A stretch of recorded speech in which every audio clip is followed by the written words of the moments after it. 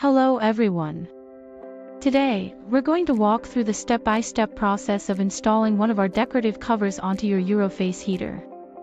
Whether you have the 39-inch or 61-inch model, the installation process is the same. Let's get started.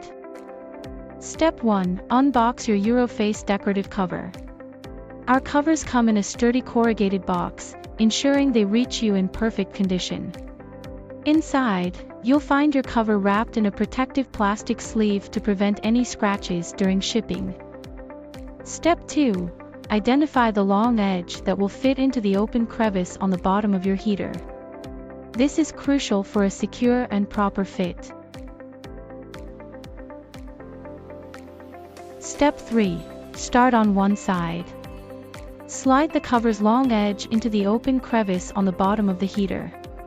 Take your time to position it carefully, ensuring it's snug and centered. Step 4.